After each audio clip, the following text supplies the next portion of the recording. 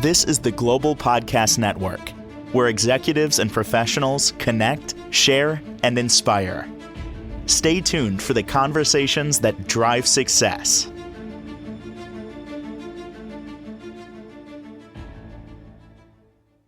And welcome back, everyone. I'm hearing that since COVID, the level of people addicted to activities, substances has greatly increased. And with that, people looking for help. Here's one thing that can help somebody get over addictions or better understand it or actually minimize it. And you might not think of it. Hypnotherapy can work on that. I mean, think of it. People addicted to smoking and cigarettes. Hypnotherapy for many decades has supported that, sometimes in as short as 1, 2, 3 sessions. We're going to talk about addictions today. And he is a psychotherapist and counselor, and also works with a lot of people using hypnosis. So great to have him back with us. Bart Walsh is on the program. Hey, Bart, how you doing today? Wonderful, Steve. How's yourself? Very well, very well. Looking forward to learning more about what's going on here. Do you think that even before we get into how hypnotherapy can support somebody with addiction, to go to the beginning of this, what addiction is, what inspires somebody or creates the connection to an activity or substance, what's actually going on there? Well, there's a lot of things going on, and there's some simple basics and some more complex things. But for some folks, there is a genetic driver that pushes them to addiction, and it typically runs in the family. And so the addiction could be anything. It could be an addiction to exercise. It could be an addiction to heroin. But the genetic driver pushes them to latch on to something that causes this compulsive need to well, do or use something. Hmm. So other times, people simply fall into addictive patterns with substances that are quite addictive. Nicotine certainly is one of those. Nicotine is every bit as addictive as heroin, and it's powerful, and it activates certain neural pathways in the brain that create a powerful need for repetition and compulsion to use that particular substance. And so sometimes people, because of just, well, emotional overload, seek some escape and start using some particular substance and then Hmm. become addicted to it. So, for a lot of folks, they don't have to have the genetic driver. They just find a substance that's quite addictive and it pulls them to it all the time. What is the difference between an addiction and a habit? Good question. And sometimes, sometimes there's no difference. Hmm. It really has a lot to do with the meaning or value of that, let's say, habit in a person's life. So the habit may be a very intentional behavior that they lock into and it works well for them. There's other habits that form as a result of something like, well, obsessive compulsive disorder, OCD. And those habits are really burdensome and irritating for a person. They have to check the stove 15 times before they leave the house to make sure the burners are off. And then they leave the house and they have to check the door 15 times to make sure it's locked. And then after they get in the car and drive away, they're still thinking, well, did I turn the stove off? Did I lock the door? Hmm. And it's quite a nuisance. So So those habits can be problemsome and troublesome, and uh, other habits may be quite healthy. Just a habit of, well, eating at certain times to keep the body on a regular schedule, or exercising at certain times, and there can be very good habits. With a habit, I've often heard that there needs to be some kind of pleasure derived from it. You're doing it for a reason. Is it the same thing with an addiction? There's something, a pleasure coming from it. Well, typically, yes. And the addiction will often ignite the dopamine receptors, and they'll signal pleasure and reward, at least in the beginning. Hmm. Now, uh, as as if it's an addictive substance, then it becomes problematic, and the reward piece of it becomes smaller and smaller in the grand scheme of things, and it just becomes a compulsion. I have to do it because you don't want to experience the withdrawal symptoms. Wow. Okay, that seems like we've turned the corner, pinnacle moment there. That what seem maybe that if that's the bridging the gap between habit and an addiction, where a habit is, oh, I got the dopamine hit. I'm feeling good. I love that. That's good. That's good. And now we're at the point now where there is withdrawal if I don't do it. It's not even about the so much the dopamine hit, but it's more of the if I Yeah. don't do it, I'm going to feel like I'm missing out on something and more. Yeah, yeah. Well, the physiological symptoms of withdrawal are pretty ugly and unpleasant, and so people that are addicted to a substance want to avoid those well, that whole withdrawal experience. Mm. The good news is that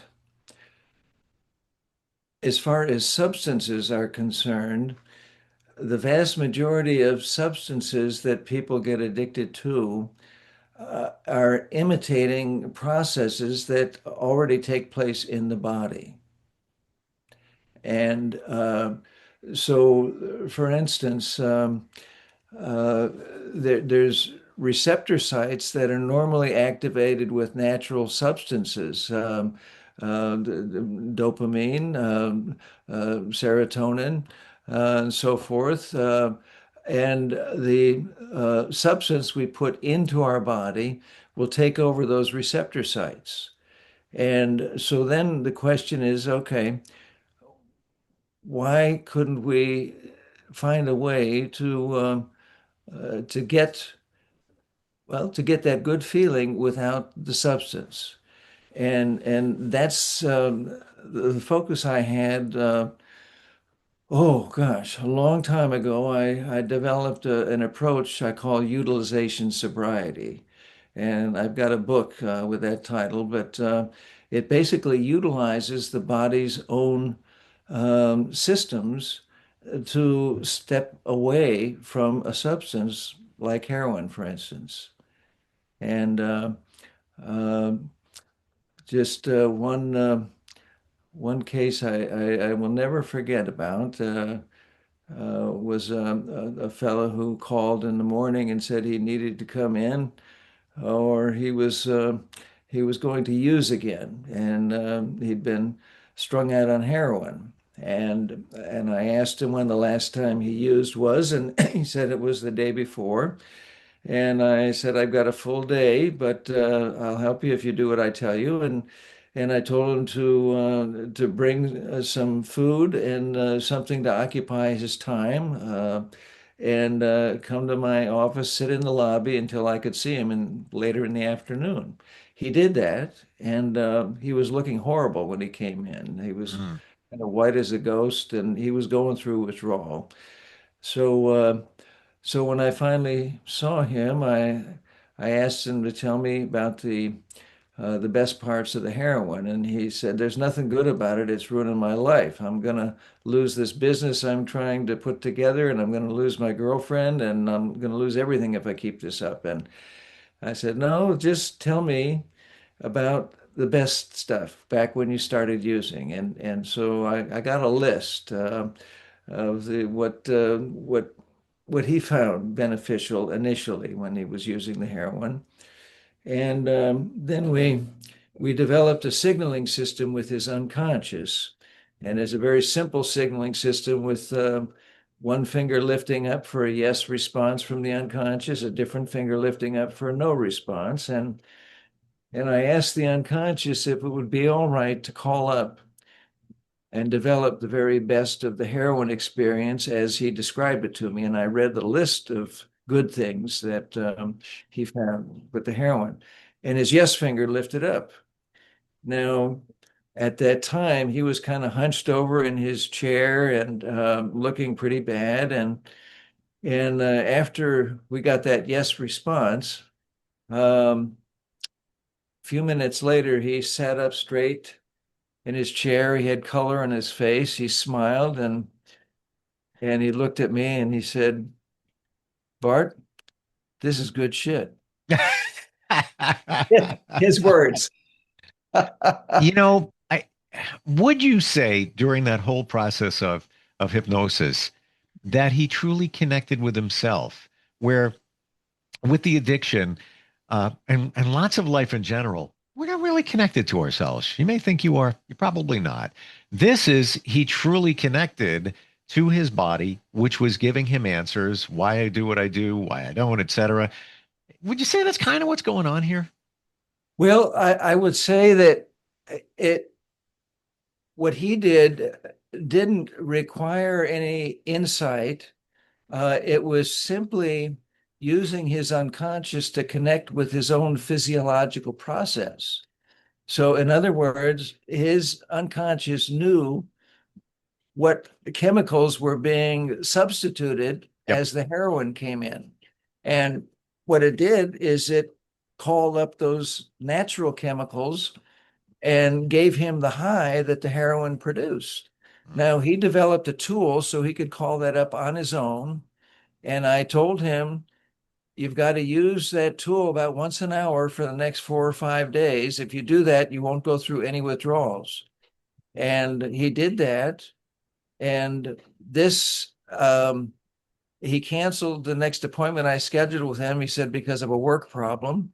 And I didn't see him again.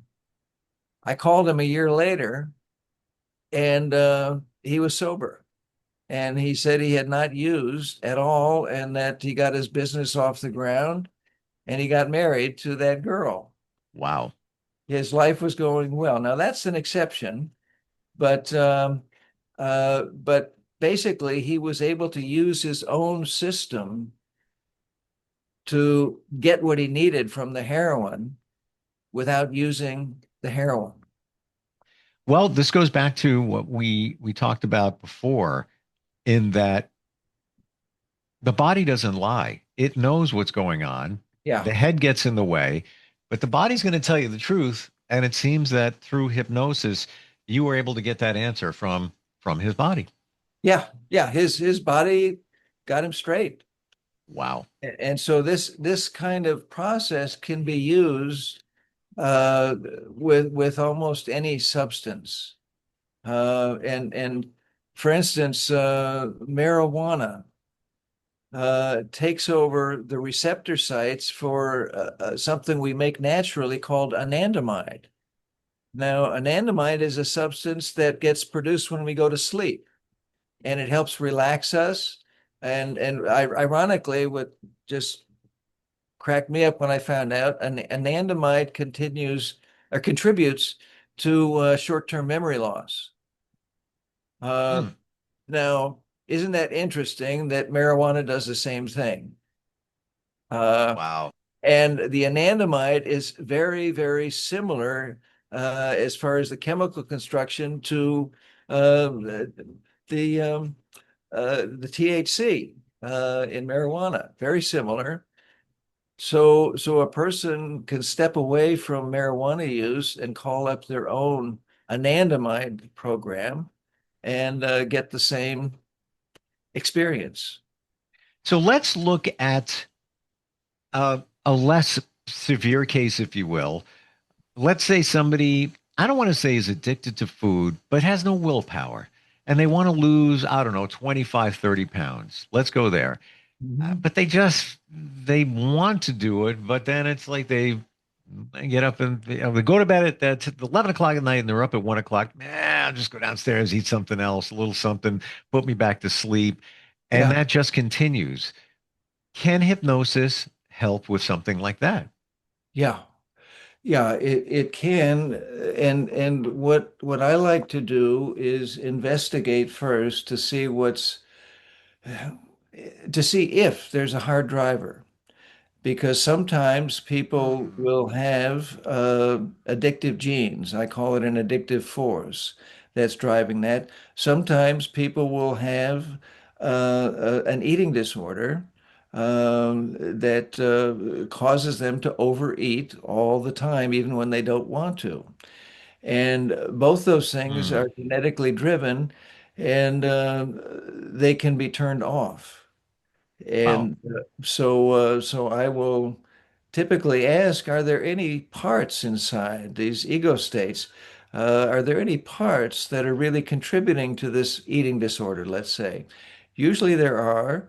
And then I'll tell the parts, uh, very soon this eating disorder you're working for is going to become inactive. And when that happens, you won't have anything to do. The good news is there's another job for you. And so I will create a job.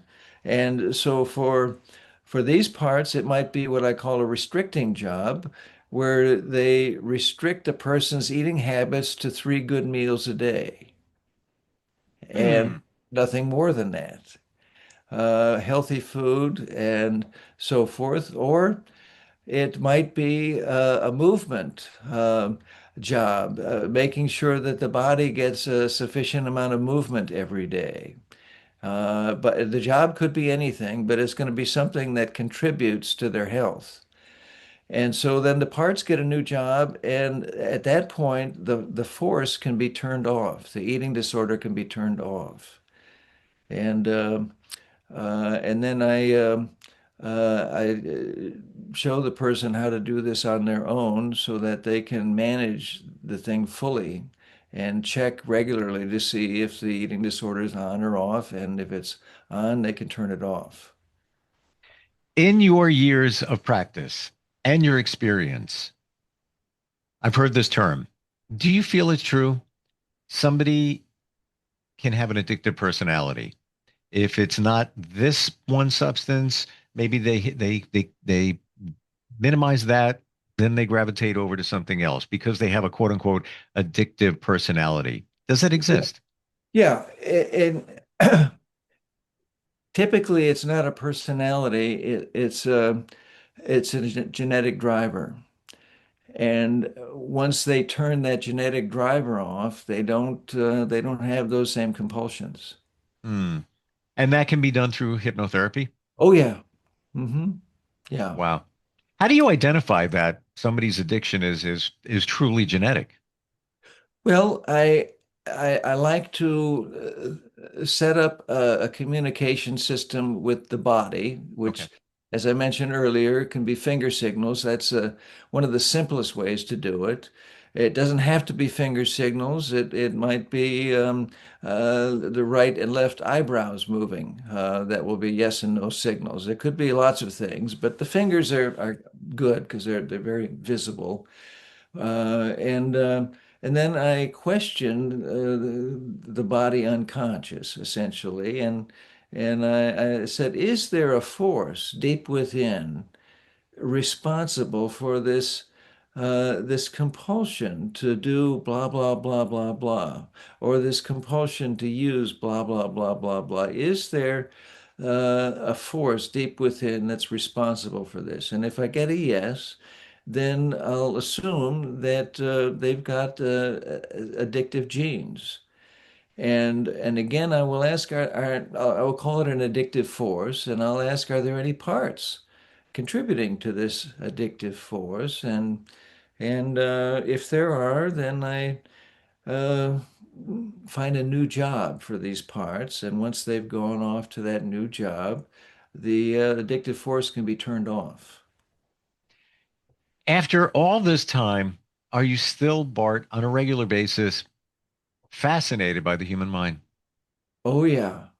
Yeah, I'm still learning things all the time. Hmm. It I learned today from you about the body testing, if you will. I've heard of it before. Call it muscle testing, where there's different techniques that people employ. Um, Body talk modality is one of them. There's a bunch of different ones, and I got that, and we can do it to ourselves. I haven't had much success with it. Maybe I'm too much in my head. Um, but I didn't know it could be used with hypnotherapy. But it makes perfect sense because it's almost as if you've cleared the way for that information to come back to somebody like yourself or the person that you're working with to get the answers. yeah, yeah. Yeah, and I think of the unconscious really as the body because any change at an unconscious level is usually some physiological shift or adjustment. Wow. And here we go with another amazing part of all of this. It can be done virtually for anybody, anywhere, just like we're on a Zoom video here. Hmm. You can do the same thing for somebody. You can see, their Yeah, fingers, giving you information and we'll repeat it again, just, for those that are unsure. Bart can't do this without your permission. He can't tap into your brain. He can't find things out unless you want to give him that information. Um, he's not going to find your entire story without you even knowing it, and probably can't even find that out too.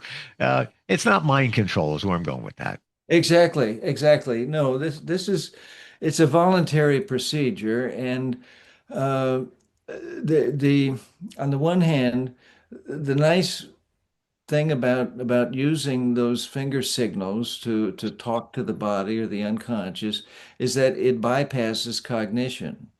So a person may consciously think, well, the answer to that question is definitely no, and then their yes finger lifts up. Oh, surprise. And then we ask more questions, get more information, and and the more this is done, the more fluid the interaction between the conscious mind and the unconscious mind becomes, so that a lot of information will just kind of percolate up for a person without them having to really search for it. One thing's for sure. Tonight, I'm going to be looking forward, or I am looking forward to being hypnotized. And tomorrow night and the night after that, because we are in a state of hypnosis right before we go to bed and right before we wake up, right? Well, we go in and out of trance all the time. Yeah. Hmm.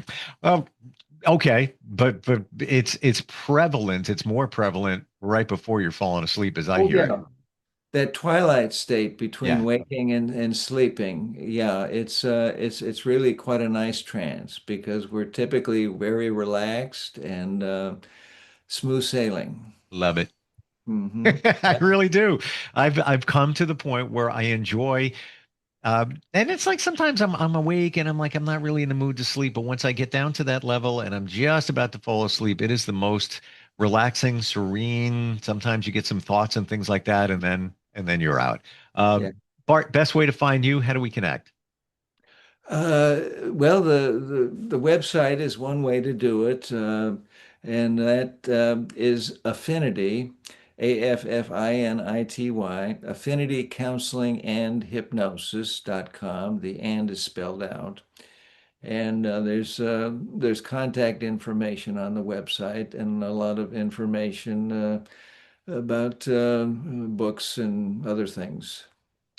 Um, I know this can be deep for some, and some have an aversion to it, and I totally understand it. I was there until I discovered the beauty of it and how it can help you move your life forward. I'm sure if somebody has a question, I can pick your brain on it before they book a session. Of course, that typically happens. Yeah. Excellent. Yeah. Thank you so much for this today. It's so important. Addiction is a serious issue. Many people and their families affected by it, but there is help, and quite simple too when you think about it. You're doing most, if not all, the work. We just sit back and listen, and it's a beautiful thing. Bart, thanks for being here today. Really appreciate it. Great talking with you, Steve. This is the Global Podcast Network, where executives and professionals connect, share, and inspire. Stay tuned for the conversations that drive success.